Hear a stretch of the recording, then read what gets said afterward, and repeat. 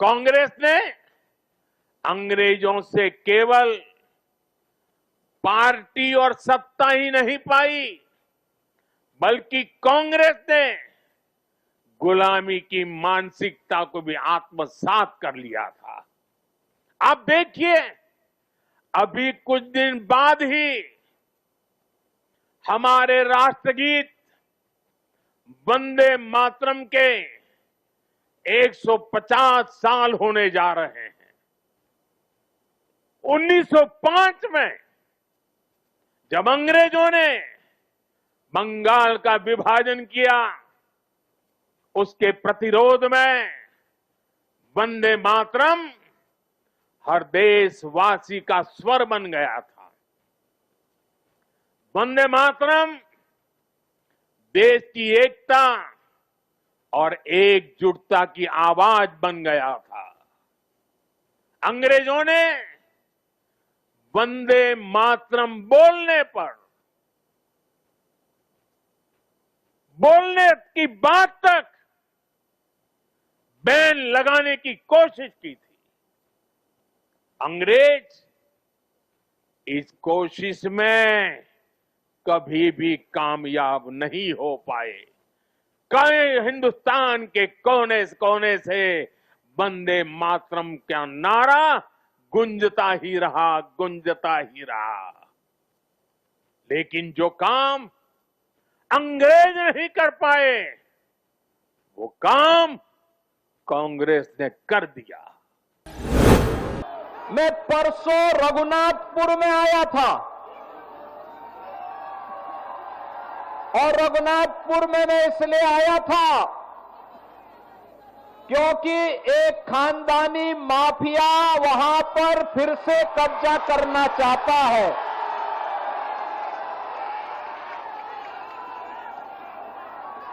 उत्तर प्रदेश में तो हमने बुलडोजर से रौंद करके इन माफियाओं की कचमूर निकाल करके उत्तर प्रदेश की धरती से जहन्नुम के रास्ते उनके खोल दिए हैं। लेकिन हमारी सीता मैया से जुड़े हुए बिहार की धरती पर कोई मारीच और सुबह फिर से सिर न उठाना पड़े, उठा सके। सरदार पटेल जी का बहुत बड़ा योगदान रहा है। जिस तरह आज हम आचार्य नरेंद्र देव जी को याद कर रहे हैं, सरदार पटेल जी का भी बहुत बड़ा योगदान रहा है।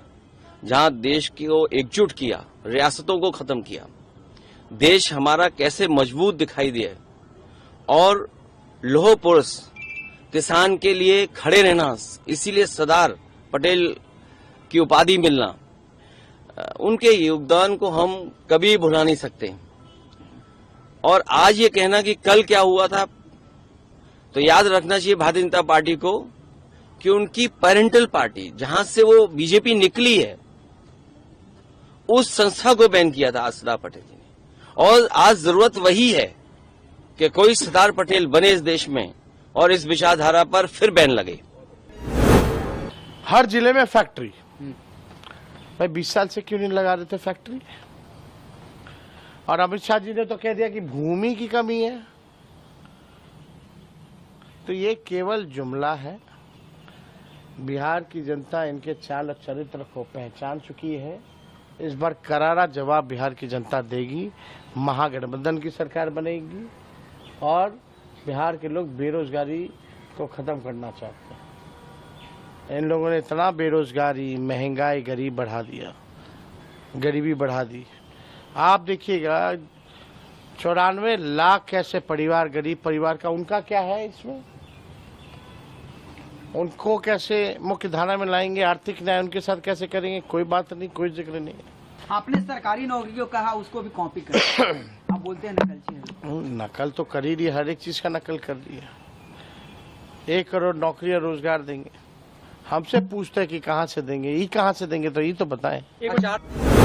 देखिए, जो खबर आई है उसमें जिन सज्जन की हत्या हुई है वो जनसुराज में आधिकारिक तौर पर नहीं है, लेकिन जनसुराज के जो वहाँ आधिकारिक उम्मीदवार हैं पीयूष जी, उनके साथ, उनके समर्थन में वो लगे रहे हैं और ये दिखाता है कि कहीं न कहीं बिहार में जिस जंगल राज की बात होती थी, जो बाहर लोग सुनते थे कि चुनाव के दौरान बड़े पैमाने पर हिंसा होती है, वो कहीं न कहीं उसी को दर्शाता है।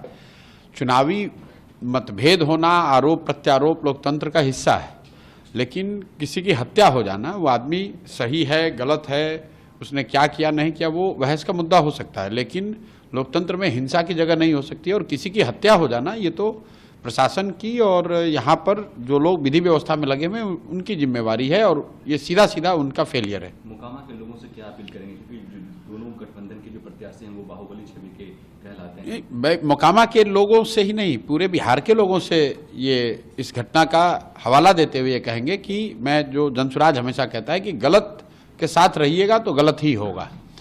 बाहुबली किसी जाति का हो, किसी समाज का हो, आपके गांव का हो, आपके विचारधारा का हो, जो गलत है वो गलत है। और मोकामा में ये दिख रहा है कि अगर दो बाहुबली लड़ रहे हैं, उसमें जनसुराज का एक पढ़ा लिखा यंग लड़का चुनाव लड़ रहा है, तो कितनी घबराहट है। मैंने एक पहले भी बयान में कहा था कि जो बाहुबली हैं वो बाहुबलियों से लड़ने में नहीं डरते हैं, वो अच्छे लोगों से लड़ने में डरते हैं।